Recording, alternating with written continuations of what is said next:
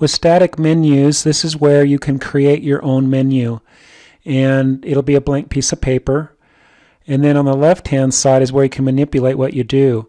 There's 3 areas in working with your static menu. There's settings, structure, and recipes. Settings is where we manipulate the format, and we'll come back to that. Structure is where we create our menu, and recipes is where we can print our recipes from our static menu and do production numbers.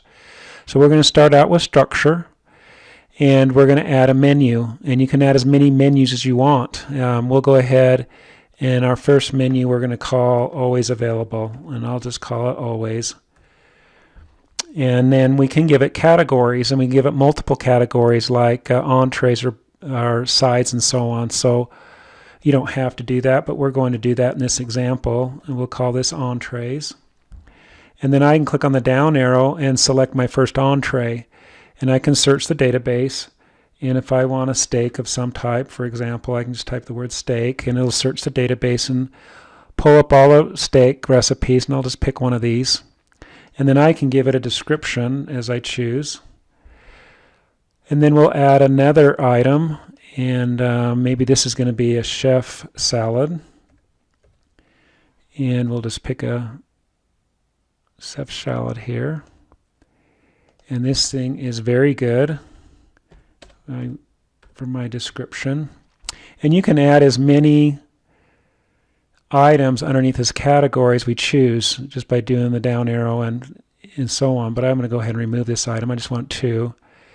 And then I can add another item or another category by clicking on the icon here to add a category. And maybe we'll call this one sides. And let's just add one here. Let's do cottage cheese. And this one is also good. And it will, as you can tell to the left, it'll start creating the menu for me. So now if I want to change the formatting just a little bit, maybe I want my category and entrees to be above my sides, I can just drag and drop this, and it'll replace that and put it at the top. And I also can do the same thing for the recipe itself. Maybe I want this steak to come to the top and put it at the top there as well. So to further manipulate the format, I can just click back on settings, and each one of these elements here will have a cog or a wheel to it, and you can click them on. They just turn on and off, on and off. And if I want to manipulate the document as a whole, I can hover over any of these items and change make it bold or make it bigger or smaller or put a border, which it already has, and so on. But if you hover over each one of these, they have a cog you can look at. Just open and close. I don't have a title, but if I wanted one, I could put a little check mark there, subtitle and caption and so on. And then anytime you see a little icon to the left, this just expands and contracts an additional list. And there's notations here, and you can turn these on and off as well. And so you can manipulate your document any way you want that way. And then if I want to go ahead and add another menu, I can just click on Add Menu. And let's just call this Bob's birthday. We'll just call it Bob.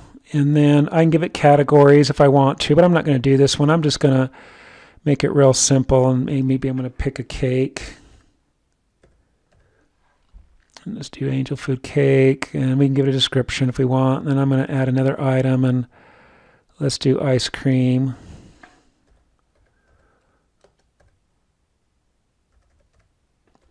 And so on. We can, again, add as much as we want. And then I can go back over to my settings. Now, I probably want to separate these menus out because right now we got always available in Bob's menu.